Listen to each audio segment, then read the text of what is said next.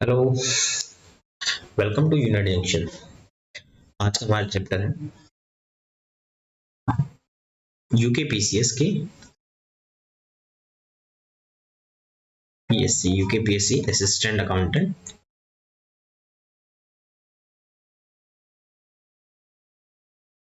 2023 advance accounting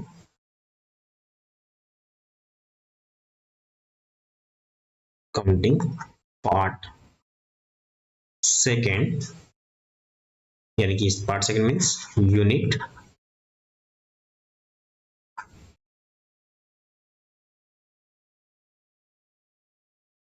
second. कितने marks के लिए? ये है 6 मार्क्स। सिलेबस क्या क्या है हमारे पास?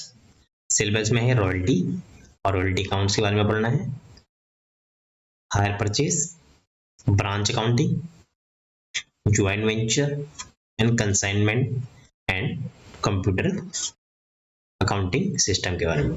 कंप्यूटर अकाउंटिंग सिस्टम में हम पढ़ेंगे कंप्यूटर अकाउंटिंग सिस्टम के बारे में कि कौन कौन से सॉफ्टवेयर यूज होते हैं कंप्यूटर अकाउंटिंग सिस्टम में, उनके क्या क्या फायदे हैं और क्या क्या बैकड्रॉज हैं, वो सारी डिस्कस करेंगे। ठीक है, और कुछ क्वेश्चन भी हम साथ में डिस्कस करेंगे। अगर अभी तक आपने हमारे चैनल को लाइक नहीं किया है तो प्लीज एक लाइक बनता है। अगर चैनल को सब्सक्राइब नहीं किया है तो प्लीज सब्सक्राइब कर लीजिए। ठीक है, उससे आपको आने वाली वीडियो के भी नोटिफिकेशन मिलते रहेंगे। चलिए,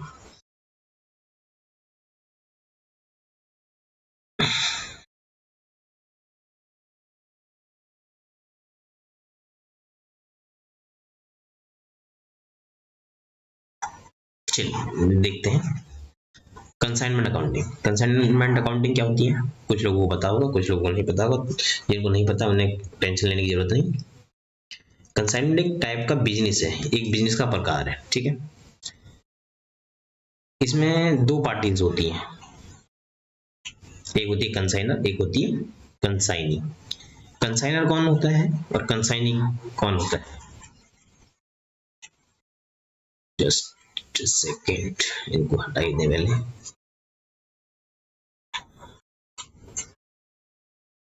चलिए देखिए, कंसाइनी और consignor, there are two party. सही बन गया? ठीक है, इसको बोला कंसाइनर, ये हो गया कंसाइनी।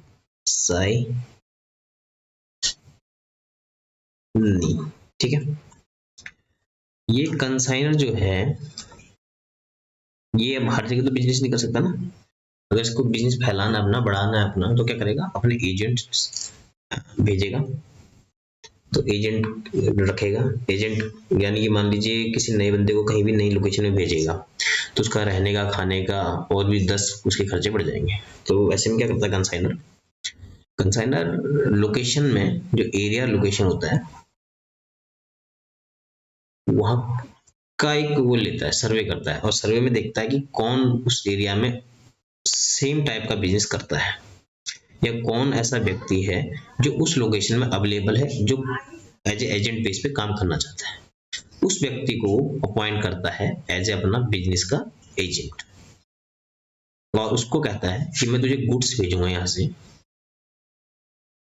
गुड्स जो भी डीलिंग गुड्स उसके हैं, ये जो भी सामान वो बनाता है, जिस पे वो डील करता है, वो भेजूंगा आपको, और आपको आगे फर्दर सेल करना है अपनी लोकेलिटी में, अपने एरिया में।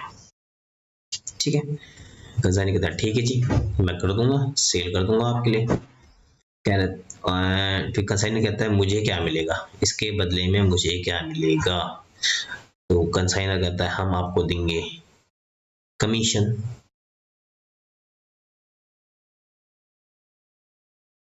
ठीक है, तो कंसाइनर कहता है कि ठीक है, आपको हम कमीशन देंगे, मैं आपको गुड्स भेजूंगा, कोई हेरा फेरी ना हो तो उसके साथ एक डॉक्यूमेंट भेजूंगा। मैं आपको बेच तो रहा नहीं हूँ, बिल तो नहीं भेज सकता, तो क्या भेजूंगा? Proforma invoice. क्या भेजेगा? PI, proforma invoice. ठीक है, लेकिन आपके पास सारा गुड्स पड़ा रहेगा तो मैं आपको कमीशन कब दूंगा? एक डेट बना दी हमने कि कोई भी महीने की लास्ट डेट बता दो 31 या 30, तो उस दिन कुछ स्टॉक इसके पास हेल्ड होगा, मतलब अपने गोदाम में होगा, और कुछ स्टॉक इसने बेचा होगा। कमीशन कितने में मिलेगा? सिर्फ जो सेल किया है, सेल हुए स्टॉक पे उसे कमीशन मिलेगा।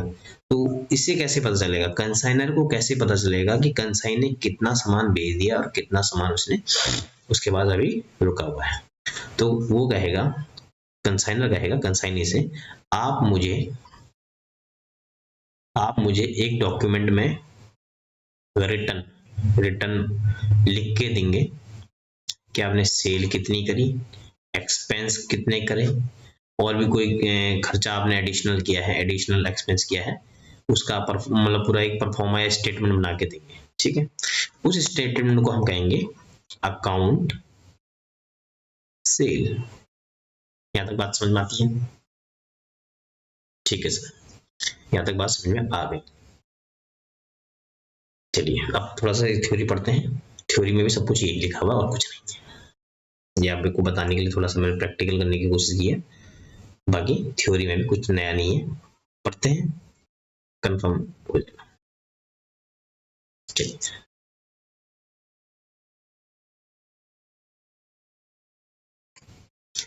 कंसाइनमेंट क्या होता है? वेर वन कंसाइनमेंट सेल क्या होती है? कंसाइनमेंट सेल क्या होती है? देखिए, where a person in a firm good send to another person of a firm on the basis of that the goods will be sold on at the risk of the farmer means next party, it called consignment sale। इसी को क्या कहते हैं? consignment sale। ठीक है, the party who send the goods, जो goods भेजता है उसे क्या कहते हैं? consigner। और जो goods receive करता है, जिसको भेजे जाते हैं, उसे बोलते हैं consignee और agent। ठीक है, the relationship of between consignor and consignee is a principal और एजेंट, यानी कि एक प्रिंसिपल है, एक एजेंट है। जो कंसाइनर कंसाइनी को डॉक्यूमेंट भेज रहा था, यहाँ पे पीआई क्या था? ये परफॉर्मा इनवॉइस। अब क्वेश्चन में आ सकता है कि परफॉर्मा इनवॉइस कौन किसको भेजता है? तो कंसाइनर भेजता है कंसाइनी को। क्या होता है इसमें? इसमें डिटेल होती है, क्वांटिटी की होती है, रेट की होती है और वैल्यू होती है, टोटल वैल्यू कितनी, क्वांटिटी कितनी है, रेट कितना है। ठीक है, अब कंसाइनी भी एक डॉक्यूमेंट भेजता था, उसे बोलते थे हम अकाउंट सेल। लिखा था, भी मिटा दिया, अकाउंट सेल। अकाउंट सेल कौन भेजता है? कंसाइनी भेजता है। किसको भेजता है? कंसाइनमेंट कंसाइनर को भेजता है। ये क्या है? एक स्टेटमेंट है, किस चीज की है? अकाउंट सेल की। जो भी उसने उसमें खर्चा किया, value, gross value of expense, commission of consignee, advance paid by consignee and net amount due to consignee are shown. ये अपने हिसाब से बना लेखा जोखा बनाता है और किसको भेजता है? कंसाइनर को। ठीक है, operating cycle of the management, operating cycle of consignment management arrangement क्या है? देखो, ऑपरेटिंग साइकिल क्या है? सेम चीज है, पहले गुड्स भेजे जाएंगे, कौन भेजेगा? कंसाइनर भेजेगा। किसको भेजेगा? कंसाइनी को भेजेगा। Consignee may pay some advance और accept the bill of exchange. Consignee क्या होगा? कुछ एडवांस पे कर सकता है कंसाइनर को, या कुछ बिल ऑफ एक्सचेंज एक्सेप्ट करवा सकता है। ठीक है, कर सकता है। कंसाइनी विल इंकर, कंसाइनी कुछ खर्चे भी इंकर करेगा for selling the goods, like advertisement कर सकता है, इलेक्ट्रिसिटी कर सकता है, गोदाम का कर सकता है, ऐसे कई सारे एक्सपेंस है कंसाइनी करेगा।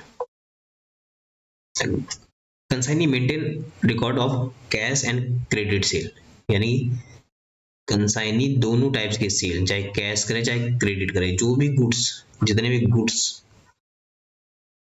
कंसाइनमेंट कंसाइनर ने भेजे हैं, उनकी डिटेल, सेल की, स्टॉक की, जैसे क्लोजिंग स्टॉक की डिटेल सारी बनाएगा। ठीक है, consignee prepare a summary of summary, एक समरी बनाएगा, उसको क्या कहते हैं? Account cell. ये कौन भेजता है? कंसाइनी भेजता है। किसको भेजता है? कंसाइनर को। फिर क्या करेगा? जो भी उसने अकाउंट सेल की है, जितनी भी उसमें सेल करी होगी, तो कंसाइनर उसमें क्या करेगा? कमीशन पे करेगा। किसको पे करेगा? कंसाइनी को। यहाँ तक बात समझ में आती है? ठीक है, नाउ ये कमीशन जो है, कमीशन के टाइप्स हैं। There are 3 types of commission. कितने टाइप्स के? 3 टाइप्स के। ठीक है, पहला है ऑर्डिनरी कमीशन से नाम से समझ में आ रहा है कि ऑर्डिनरी है यानी जर्नल है। अगर उसने 10 लाख की सेल की तो 10 लाख पे जो भी परसेंटेज फिक्स किया होगा, जैसे मान लो कि 10 लाख पे उसने बोला कि 10% के हिसाब से दूंगा, तो 10 लाख पे 10% 1 लाख रुपए उसका नेट कमीशन बैठ गया। ठीक है। ओवर राइडिंग कमीशन क्या होता है? कोई वैल्यू किसी की MRP value, suppose sorry MRP नहीं कह सकते, मान लीजिए कोई कंसाइनर ने कंसाइनी को 100 रुपए का सामान भेजा, उसे बताया कि 120 रुपए में आपको आगे बेचना है, उसमें एमआरपी 160 थी सपोज टू बी, उनका जो अपना कमीशन रहता है अंदर, इसे कंसाइनी को भी आगे बेचना है, वो 120 में बेच सकता है, 130 में बेच सकता है, 140 में भी बेच सकता है, और लास्ट में वो एटलीस्ट 160 मैक्सिमम रिटेल प्राइस जो है उस अंदर वो भेज सकता है, और डिपेंड करता है उसे कस्टमर कैसा मिलता है, उसके अकॉर्डिंग वो आगे डील कर सकता है। तो कंसाइनर क्या कहता है कि आपको 120 में तो कमीशन मिलेगा ही मिलेगा, वो मिलेगा तुम्हें ऑर्डिनरी कमीशन ओसी, लेकिन एक्सेस ऑफ 120 के अगर आप बेचोगे तो उसमें आपको 10% या 2% या कुछ भी परसेंट, सर्टेन परसेंट या कुछ एडिशनल अदर टर्म्स में कमीशन उसे पे करेगा। उस कमीशन को क्या कहेंगे? उस कमीशन को बोलेंगे ओवर राइडिंग कमीशन। ठीक है। तीसरा है del credere commission. Del credere commission क्या होता है? ये होता है क्रेडिट सेल के लिए, अगर कंसाइनी क्रेडिट में सेल करता है और बैड डेट हो जाते हैं, तो अगर डेल क्रेडिट कमीशन नहीं मिल रहा है तो ये सारे बैड डेट किसके होंगे? कंसाइनर के होंगे, क्योंकि कंसाइनर तो एक एजेंट है, वो तो सिर्फ वहां पे खड़ा है, जो भी लॉस और प्रॉफिट होगा किसका होगा? कंसाइनर का। लेकिन अगर कंसाइनर कंसाइनी को डेल क्रेडिटर कमीशन दे रहा है तो फिर जितने भी क्रेडिट सेल यानी जितने भी क्रेडिट सेल करेगा और बैड डेट्स होंगे वो सिर्फ किसके हो जाएंगे? वो हो जाएंगे कंसाइनी की, फिर वो कंसाइनी को मतलब बेयर करने पड़ेंगे। ठीक है, समझ में आया? चलिए नेक्स्ट देखते हैं।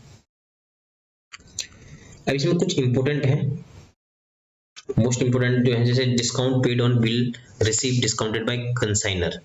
अगर मान लो कोई कंसाइनर ने बिल एक्सेप्ट करके दिया है, वो एक्सेप्ट किया है, तो there is two alternative treatment of aforesaid discounting है। If the discount is treated as a consignment expense, वो कंसाइनमेंट का ही खर्चा मान लिया गया है, it is debited to consignment account. If the discount is treated as a financial charge, it is debited to PNL यानी प्रॉफिट एंड लॉस अकाउंट। ठीक है, अगर वो कंसाइनमेंट का खर्चा माना हुआ है तो खर्चा कंसाइनमेंट में डेबिट करेंगे, और वो कंसाइनमेंट का खर्चा ना मानते हुए फाइनेंशियल माना हुआ है, फाइनेंशियल वैसे उसने बिल लिख के दे दिया, एडवांस पेमेंट करिए, तो फिर किस में डेबिट होगा? PL में। ठीक है। Accounting for consignment business in the books of consignor. Accounting for consignment business in the books of consignor में क्या होगा? To know the profit and loss made on the consignment separately as consignment account is open. यानी consignor क्या करेगा? एक consignment account open कर लेगा separately. एक consignment account is a nominal account. Consignment account कौन सा होता है? It is a nominal account. It is a nature of the specific types of the trading and profit and loss account, यानी कि ये ट्रेडिंग और profit and loss account का ही एक अलग वर्जन है कंसाइनमेंट। ठीक है, which show profit or loss made on the particular consignment। यानी कि मान लीजिए हमारे पास 10 एजेंट हैं, तो हम 10 एजेंट के लिए 10 अलग कंसाइनमेंट अकाउंट खोलेंगे। ठीक है, और उनका ही वो पता चलेगा कि इस एजेंट से हमें कितना प्रॉफिट हुआ है, इस एजेंट कंसाइनमेंट में हमें कितना लॉस हुआ। ठीक है, वैल्यूएशन ऑफ क्लोजिंग स्टॉक कैसे करेंगे? The goods laying unsold with a consignee at the end of the accounting year is usually valued at cost, यानी cost में valued कर दी जाएगा। In case of cost means cost at which goods stand on consignment plus all non-recurring expense, यानी कि all non-recurring expense till the date till the goods reach the premises of consignee, यानी consignor के द्वारा किया गया हर एक खर्चा जो नॉन रिकरिंग है वो भी उस पार्ट ऑफ गुड्स में ऐड होगा। Such expenses including packing, freight, cartage, insurance in transit, dock drive, import duty, custom charge, packing, loading और unloading charge। But incurred after the goods have reached to the consignee godam are not treated as part of the cost of purchase for valuing the stock on hand. Expense like godam rent, godam insurance, sale expense etc not included in the value of stock, यानी कि ये सारे जो खर्चे हैं ये value of stock में count नहीं होंगे, जो कंसाइनी के गोदाम में पहुंचने के बाद हुए हैं, उससे पहले के सारे खर्चे पार्ट ऑफ द कॉस्ट बन जाएंगे। यहाँ तक समझ में आती है। चलिए नेक्स्ट देखते हैं, डिफरेंस देखते हैं। डिफरेंस किसमें? सेल, जो नॉर्मल सेल होती है और कंसाइनमेंट में। सेल जो होती है, सेल में क्या होता है, ओनरशिप ट्रांसफर हो जाती है बायर के पास। कंसाइनमेंट में क्या होता है, गुड्स ट्रांसफर होते हैं, ओनरशिप ट्रांसफर नहीं होती है। कंसाइनी को सिर्फ गुड्स ट्रांसफर होते हैं, ओनरशिप नहीं होती है। Consignee is not liable for losses. Consignment कोई कंसाइनी जो होता है उसको कोई लॉसेस से कोई लेना देना नहीं है, लेकिन सेल के केस में buyer is liable for loss. Consignment के केस में all expense borne by consignee होते हैं, और सेल के केस में buyer meet his own obligation. Consignment के केस में the document send along with the consignment goods it's called proforma invoice. But sale के केस में क्या होता है, उसे हम इनवॉइस यानी बिल कहते हैं। कंसाइनमेंट के केस में does not become a debtor on receipt of the goods, he become a debtor on sale of goods। यानी कि जब हम कंसाइनमेंट में सामान भेजते हैं कंसाइनी को, तो डेटर नहीं बनता है। जब कंसाइनी आगे सामान भेज देता है जिसको हम बेचते हैं, वो डेटर बनता है। बट सेल में क्या होता है, इमीडिएटली जिसको हमने सामान बेचा वो हमारा डेटर होता है। कंसाइनमेंट में consignee receive commission on sale of the goods, but sale के केस में buyer does not receive any commission, he earn profit on sale of goods. यानी कि उस जो खरीदा है बायर ने, उसको जब वो आगे सेल करेगा तो उसमें वो प्रॉफिट कमाएगा, कमीशन कोई नहीं रिसीव करता है। ठीक है, एक पार्ट और है कंसाइनमेंट में, वो है नॉर्मल और अबनॉर्मल लॉस का। कि नॉर्मल लॉस क्या होता है, अबनॉर्मल लॉस क्या होता है। Abnormal loss occur due to technical, natural, climatic और नेग्लिजेंस, और normal loss due to occur due to inherent characterise of goods. For example normal leakage and appropriation. Suppose to be 1 quintal अगर हमने गेहूं खरीदा है, अगर उसमें हाफ इन केजी या 100 या 200 ग्राम कुछ खराब निकल जाता है, उसको हम नॉर्मल लॉस मानेंगे। बट अगर वो बोरी फट जाती है और आधी गायब हो जाती है, आधी बोरी या 1/3 गायब हो जाती है, उसको हम क्या मानेंगे, अब नॉर्मल लॉस। ठीक है, जैसे पेटी, सेब की पेटी ले लेते हैं, एक पेटी 15 किलो की, अगर उसमें आधा किलो सेब खराब निकलते हैं, इट इज ए नॉर्मल, कि हाँ होता है। लेकिन आधी पेटी में खराब निकल गई, वो क्या हो गया, अब नॉर्मल लॉस हो गया। ठीक है, abnormal loss, this loss does not affect gross profit, accounting entry is made for such loss। जो भी abnormal loss की हमारे वैल्यूएशन करेंगे, उसकी हम सीधे एक्सपेंस मान के, खर्चा मान के हटा देंगे। बट नॉर्मल लॉस में क्या होता है, जो लॉस हुआ आइटम है उससे जो बचा हुआ रिमेनिंग आइटम है उसकी कॉस्ट बढ़ जाती है। ठीक है, this loss effect gross profit. Obviously है कि जब कॉस्ट बढ़ जाएगी तो प्रॉफिट कम हो जाएगा। Account entry made on for such losses and no accounting entry made for such losses, this is automatically absorbed in the gross profit. This loss can be incurred against the various contingency. This loss can be incurred against various contingency, कोई सी भी contingency हो सकती है। But normal loss, this loss cannot be insured. Abnormal loss, this loss is not contained, it's depend on the happening of certain event. यानी कि कोई certain नहीं है, but normal loss it is almost certain. This occur during the transit और storage due to inherent characteristic of goods. समझ में आती है। चलिए नेक्स्ट जर्नल एंट्री है। जर्नल एंट्री गुड्स जब भेजा जाएगा, कंसाइनी कोई एंट्री नहीं करता है, कंसाइनर अकाउंट बनाता है, कंसाइनमेंट अकाउंट बनाता है। तो कंसाइनमेंट अगर गुड्स भेज रहा है तो कंसाइनमेंट अकाउंट डेबिट टू क्या कर देगा, गुड्स सेंड ऑन कंसाइनमेंट। यानी कि कंसाइनमेंट अकाउंट खुलता है, consignment is nominal account. Nominal account क्या होता है, एक्सपेंसेस, जितने भी एक्सपेंसेस डेबिट होंगे और इनकम्स कितनी होंगी, क्या होंगी, क्रेडिट होंगी। आपको पता है ना अकाउंटिंग के जो 3 गोल्डन रूल हैं, पर्सनल, रियल एंड नॉमिनल के। Debit is the receiver, credit is the giver. Debit what's comes in, credit what goes out, and debit all the expenses and losses, credit all incomes and gains. उस पे ही सारा आधारित है। ठीक है, चलिए next है on expense incurred by the consignor on sending goods consignor ने कुछ एक्सपेंस कर रहा है तो उसमें भी कंसाइनमेंट अकाउंट में डेबिट कर देंगे जितने भी एक्सपेंस किया, चाहे बैंक से किया, कैश से किया, क्रेडिट से किया। ऑन एक्सपेंस बाय कंसाइनी ने कुछ खर्चा किया है तभी कंसाइनमेंट अकाउंट में डाल देंगे वो खर्चा कंसाइनी का। On the consignee reporting sales, कोई सेल्स बताई है कंसाइनी ने तो कंसाइनी अकाउंट डेबिट कर देंगे टू कंसाइनमेंट, और कंसाइनी भी अपना अकाउंट सेल में दिखाएगा बैंक कैश जो भी उसने दिया है टू कंसाइनर अकाउंट। ठीक है। फॉर कमीशन ड्यू होगा, कमीशन ड्यू होगा तो कंसाइनमेंट अकाउंट डेबिट, क्योंकि खर्चा है, कंसाइनर के लिए खर्चा है और कंसाइनी के लिए इनकम है, तो वहां पे डेबिट होगा, वहां पे क्रेडिट होगा। ठीक है। कोई बैड डेट हो गया है, डेल क्रेडिटर कमीशन दिया गया है तो बैड डेट की एंट्री सिर्फ कंसाइनी करेगा, और डेल क्रेडिटर कमीशन नहीं दिया गया है तो बैड डेट की एंट्री कंसाइनर करेगा। ठीक है। नेक्स्ट है for closing the consignment account profit, consignment account debit to general profit and loss account, और कंसाइनी के पास कोई एंट्री नहीं होगी। For advance receive from consignee, कोई कंसाइनी ने एडवांस दिया है तो bank account debit to consignee account, और कंसाइनी की वहां होगी consignee to bank. For closing the goods send on the consignment, कोई क्लोज कर रहे हैं तो गुड्स सेंड ऑन कंसाइनमेंट, जब शुरू में गुड्स भेजे थे तो गुड्स को हमने क्या किया था, क्रेडिट किया था, अब क्या करेंगे, डेबिट कर देंगे टू परचेज अकाउंट, और वहां पे नो एंट्री। ठीक है। यहाँ तक समझ में आया। कंसाइनमेंट की ये सारी थ्योरी थी, जितनी भी थ्योरी थी पूरी की पूरी है, इसके बाहर से कुछ नहीं है। कुछ क्वेश्चन है।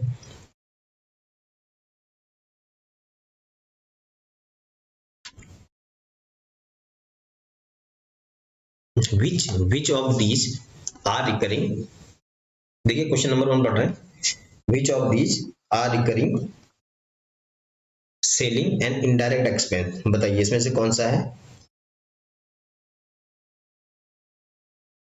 पहला है ट्रांजिट इंश्योरेंस एंड फ्रेट, दूसरा है डॉक्ट्रिन लोडिंग अनलोडिंग एंड गोदाम रेंट एंड इंश्योरेंस। इसने पूछा रिकरिंग नेचर, रिकरिंग नेचर क्या है, देखिए ट्रांजिट इंश्योरेंस एंड फ्रेट क्या होता है, एक ही बार होगा, ये नहीं है। डॉक्ट्रिन यानी लोडिंग अनलोडिंग का होता है, ये भी नहीं है, ये भी नहीं है। रेंट एंड इंश्योरेंस क्या होता है, हर महीने होता है, यानी कि ये क्या है, रिकरिंग इन नेचर है, यानी कि इसका आंसर क्या है, डी है।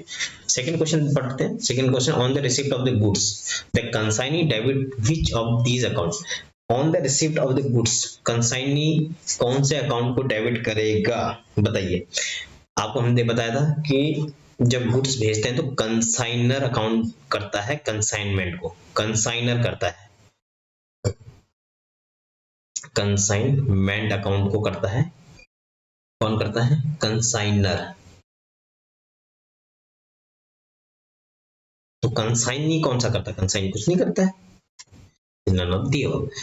Question number 3, X send out goods to Y costing 1,50,000, goods are to be sold at cost plus 33%. Consignor asked consignee to pay advance for amount equivalent 60% of sale value. Consignor कह रहा है consignee को कि पे करो 60 value, जो हमने आपको गुड्स भेजा है उसका 60% आप हमें पे कर दो। The amount of advance will be, amount क्या होगा एडवांस का, ये बताइए, बताइए।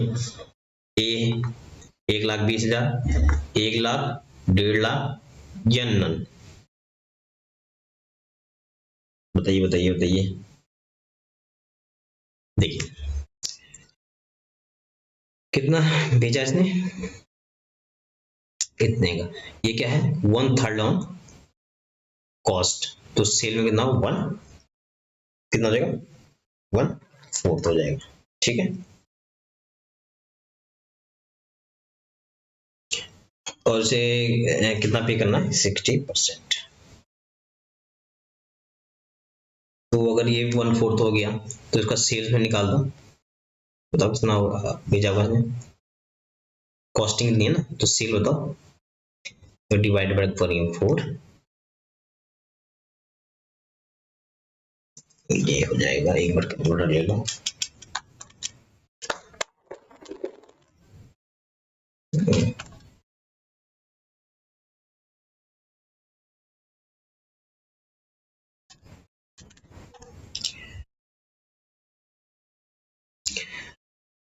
ठीक है, ये देखिए गुड्स की क्या है, कॉस्टिंग है, ये क्या है, सोल्ड एट कॉस्ट प्लस, यानी कि 1/3 ऑन कॉस्ट में भेजा, ठीक है।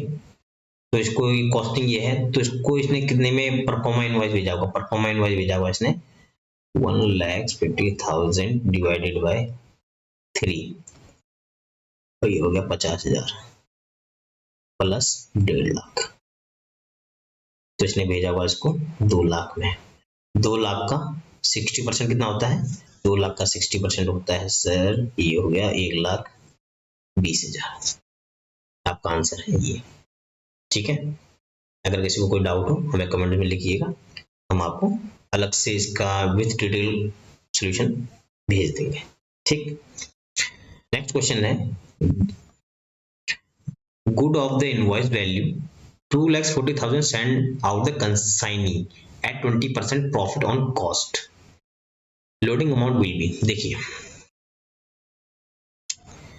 कितना भेजा इसने, इतना भेजा, लेकिन ये क्या है, सेल वैल्यू है, क्या लिखा है, इनवॉइस वैल्यू, तो इनवॉइस वैल्यू, और ये क्या है, कॉस्ट ऑन प्रॉफिट, यानी 1/5 है, किसमें है, कॉस्ट में, तो इनवॉइस वैल्यू में कितना है, 1/6, यानी कि इसका 1/6 निकाल दीजिए, वही आपका लोडिंग है, यानी कि इसका 1/6 हो गया 24/4, इसका हो गया 40,000, समझ में आया।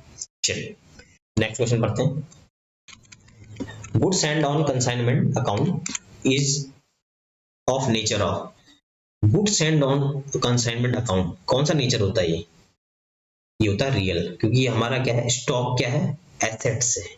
कंसाइनमेंट अकाउंट की बात नहीं करेंगे, goods and on consignment account की, सिर्फ कंसाइनमेंट अकाउंट की बात करेंगे तो क्या होगा, नॉमिनल अकाउंट होगा, लेकिन गुड्स एंड ऑन कंसाइनमेंट यानी गुड्स, गुड्स क्या होता है, हमारा स्टॉक होता है, स्टॉक क्या होता है, करंट स्टॉक, और करंट स्टॉक कहाँ आता है, एसेट साइड में, ठीक है, ऐसे भी आप क्लासिफिकेशन कर सकते हैं।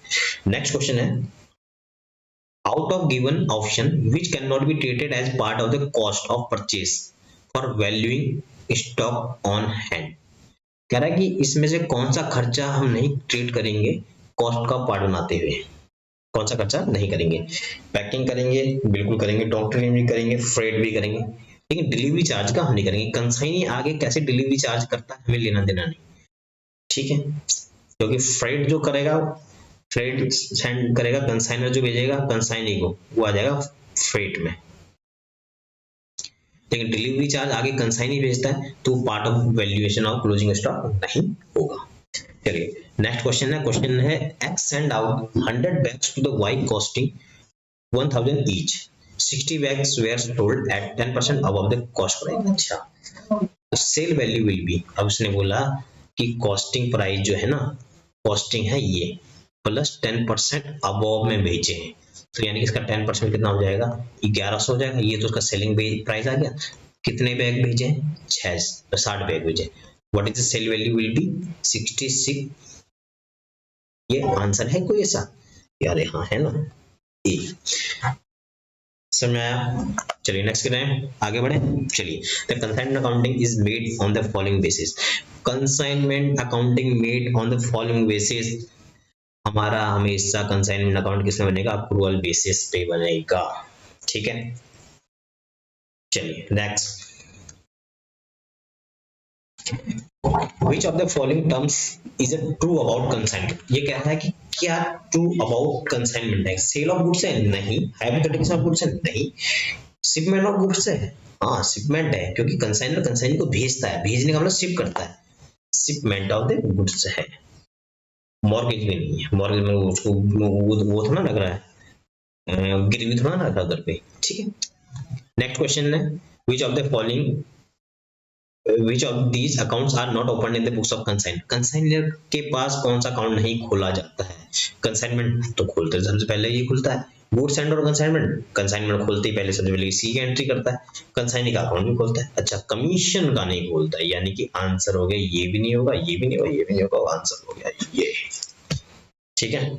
चलिए नेक्स्ट क्वेश्चन पे चलें, for the closing stock held by the consignee which account must be debited in the books of consignor, closing stock held by the consignee which account must be debited in the books of consignor, बताइए कौन सा account होगा, consignment account, consignment stock account होगा, consignment sale account होगा, consignee stock होगा, consignee account होगा, consignment account होगा, जल्दी बताइए।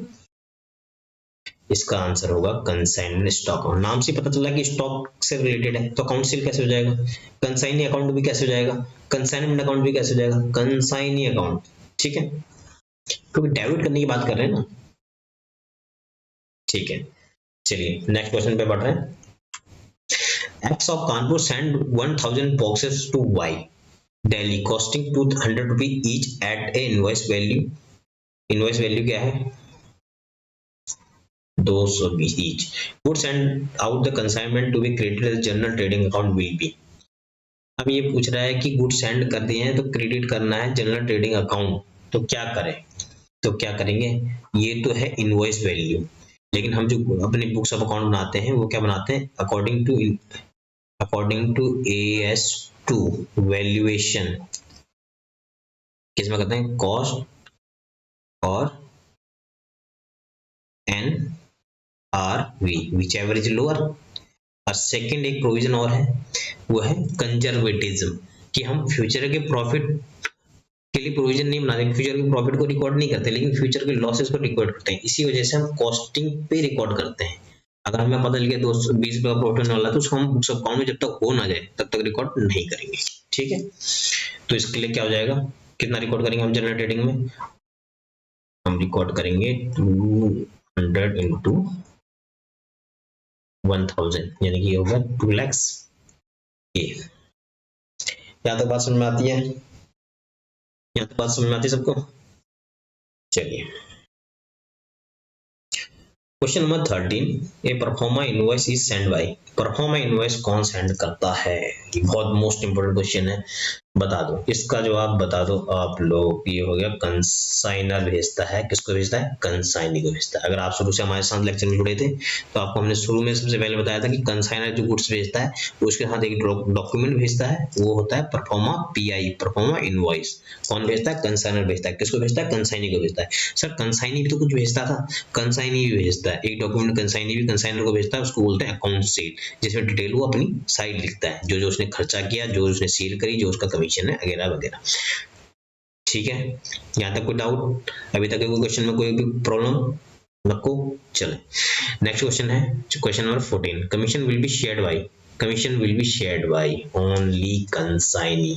सारे एफर्ट करे कंसाइनी और शेयर करे कोई और, सिर्फ कंसाइनी, ओनली कंसाइनी, कोई और शेयर नहीं करेगा। कौन करेगा सिर्फ शेयर, कंसाइनी करेगा सारे शेयर। नेक्स्ट क्वेश्चन है, mister X of Mumbai send certain goods at cost plus. अच्छा, कॉस्ट प्लस गुड्स भेज दिए, कितने परसेंट, इसमें भेज दिए। ठीक है, value of the goods is 2 lakh rupees की भेज दी। अच्छा ठीक है जी, 4/5 of the goods were sold. अच्छा 4/5 कर दी उसने सोल्ड, कितने में कर दी, 160। अच्छा 2% कमीशन, 2% कमीशन भी मिल गया, नॉर्मल कमीशन है। और उसने बोला 10% कमीशन अबव, यानी इनवॉइस वैल्यू से ऊपर में बेचने पे उसे क्या मिलेगा, 10% कमीशन मिलेगा। The amount of commission will be, बताओ जी अमाउंट ऑफ कमीशन क्या होगा। अब ये बताओ, जो उसने गुड्स भेजे हैं 2 लाख, इनवॉइस वैल्यू है, इसकी कॉस्टिंग क्या है। इनवॉइस वैल्यू तो उसने भेज दी, इसमें प्रॉफिट जोड़ के भेजा होगा ना, हाँ जी प्रॉफिट जोड़ के भेजा होगा, तो उसकी कॉस्टिंग बताओ। इसकी कॉस्टिंग हो जाएगी सर, इसकी कॉस्टिंग हो जाएगी 1/4 1/5, यानी कि 1/4 इक्वल टू कॉस्ट है तो 1/5 हो जाएगी सेल्स में, तो यानी कि ये हो जाएगी सर 1,60,000 की। अच्छा इस पे उसको कितना मिलेगा सर, उसको इस पे मिल जाएगा 2% मिल जाएगा सर। और जो नेक्स्ट उसने कितने का बेचा है, इतने का बेचा है। ठीक है, इसकी कॉस्टिंग कितनी, इतनी है, इस पे कितना मिलेगा सर, इस पे कितना मिलेगा, क्योंकि कॉस्टिंग कितनी थी, इतनी थी, बेचा कितने का, इतने का, कितने हजार एक्स्ट्रा, 16,000 पे 10%, ये जाएगा तुम्हारा 3200, ये जाएगा तुम्हारा 1600, कितना हो जाएगा, ये हो जाएगा। ठीक है, कोई है ऐसा अपने पास suitable, yes, option number A 48 रुपये। चलिए नेक्स्ट क्वेश्चन पे चलते हैं, when del credit commission paid bad debt will be बॉन्ड बाय। अच्छा ये है, इसने बोला कि डेल क्रेडिटर कमीशन पे कर रहा है कंसाइनर, कंसाइनी को तो बैड डेट हो गया है, अब वो कौन झेलेगा? वो कंसाइन नहीं झेलेगा भाई, डेल क्रेडिट कमीशन दे चुके हैं, अब नहीं झेलेंगे, बिल्कुल नहीं। Question number 17, mister X consigned good costing 3 lakhs to mister Y at cost 30%, ठीक है, 33.3% है। 1/10 of the goods are destroyed in the transit and remain 3/5 remaining goods at 10% is above the price amount of the sale। ये कह रहे हैं costing भी दी है सही,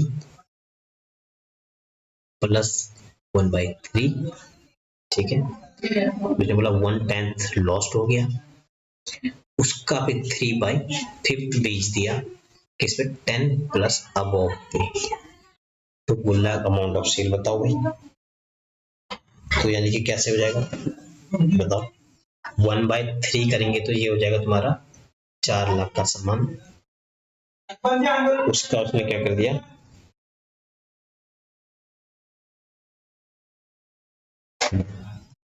इसने कर दिया उसका, 1 मिनट कैलकुलेटर हो गया,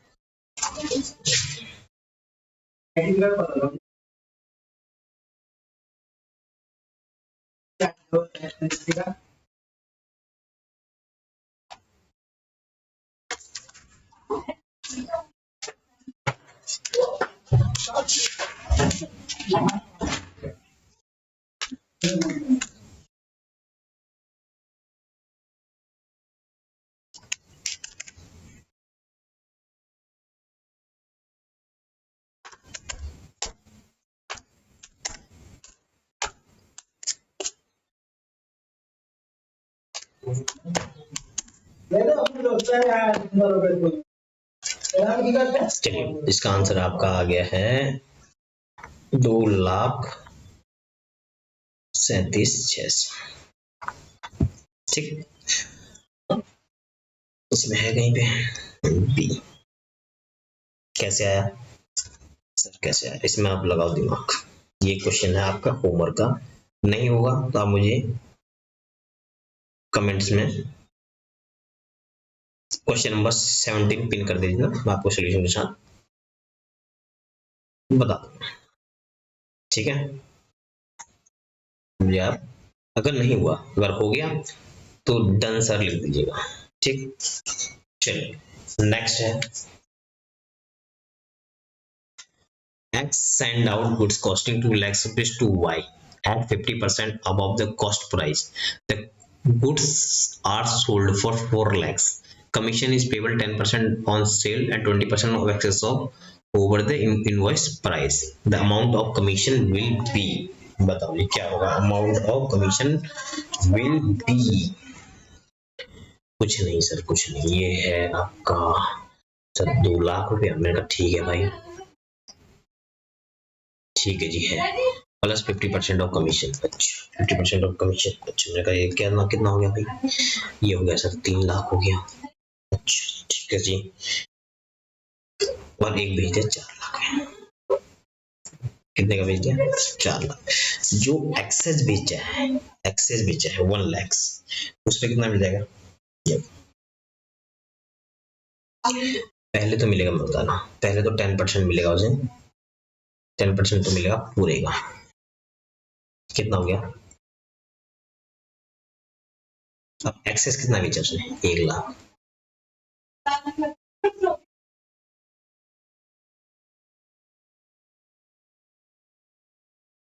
1 लाख का कितना मिलेगा एक्सेस? 20%, कितना हो गया सर? ये सर 20,000 रुपये तो हो गया, तो ये कितना हो गया? ये 4 लाख इधर 40,000 बचा, तो ये हो गया आपका 60,000।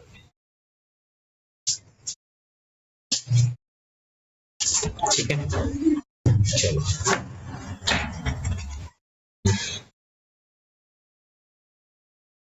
नेक्स्ट क्वेश्चन पे आते हैं। क्वेश्चन नंबर 19 है, इसके बाद एक क्वेश्चन और बचा है कंसाइनमेंट का, फिर उसके बाद हमारा कंसाइनमेंट कंप्लीट। क्वेश्चन नंबर 19 जो है, goods send on consignment for 50,000 rupees during transit 1/10 of the goods were destroyed by fire and against 1/9 of the goods received by the consignee were destroyed by again fire in the godown. Half of the original goods were sold and 30,000, ठीक है। Freight insurance paid by the consignor and this calculate the closing stock। अरे sir ये तो बड़ा ही मतलब टेढ़ा मेढ़ा, बहुत ही टेढ़ा मेढ़ा क्वेश्चन है। इस टेढ़े मेढ़े क्वेश्चन को और आसान करने के लिए यहाँ पे देखो, हमने आपको बोला था ना कंसाइन का सारा खर्चा जुड़ जाता है 50,000 प्लस 2500 प्लस कितने का हो गया सर, ये तो 54,000 हो गया। चलो इसको यहाँ पे रख लेते हैं। अब इसमें कैलकुलेटर आपके पास है नहीं भी है तो 54,000 से पहले तो 1/10 डिस्ट्रॉय हो गया, ठीक है। हाँ सर हो तो गया। अगेन डिवाइडेड बाय 9, एक मिनट गया,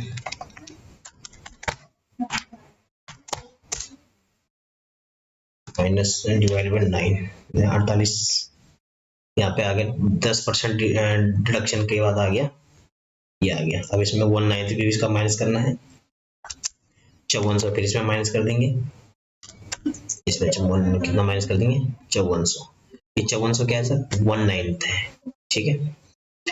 इसके बीच का जो डिफरेंस था वो 1/10 था, ठीक है। 5400 माइनस करने के बाद सर ये हो गया 5400 माइनस ये हो गया, ये सर मेरे पास आ गया है इसका आंसर यहाँ पे आ गया है सर 43,200 रुपया। ये 43,200 रुपये का मेरे पास स्टॉक बचा, जिसमें से उसने बोला क्या बोला, original goods original half of the original goods were sold, half of the original कितने थे, इसका हाफ कितना हो गया, ये हो गया, ये क्या इतने गुड्स सोल्ड कर दिए, अच्छा सर इतने कर दिए, ये हमारे पास कॉस्टिंग बची थी, इसमें से इतने गुड्स ओरिजिनल गुड्स के सोल्ड कर दिए, कुछ डिस्ट्रॉय हुए ना। अगर वो बोलता रिमेनिंग गुड्स के हाफ कर दिया तो हम इसका हाफ कर दिया, उसने बोला half of the original goods, तो ओरिजिनल गुड्स तो हमारे पास ये थी 54,000 के, 54,000 में का आधा 27,000, 27,000 माइनस करते ही ये आपका आंसर आ गया 16,200 रुपये। यहाँ तक समझ में आया, आंसर देखो 16,200 है, वेरी गुड, इसका आंसर हो गया डी हो गया। The last question of this session is consignment account क्या होता है, कंसाइनमेंट अकाउंट क्या होता है। हमने पहले ही बात करी है, कंसाइनमेंट का नॉमिनल अकाउंट होता है, क्योंकि इसमें हम सारे खर्चे और इनकम पे बात करते हैं, ठीक है। अगर आपको हमारा चैनल अच्छा लगा हो तो प्लीज लाइक कर दीजिएगा और शेयर भी कर दीजिएगा अपने फ्रेंड सर्कल में। हम ऐसे आपके लिए वीडियो बनाते रहेंगे और डेली बेस पे कुछ ना कुछ अपलोड करते रहेंगे। Keep loving and keep supporting, ठीक है। चलिए बाय बाय।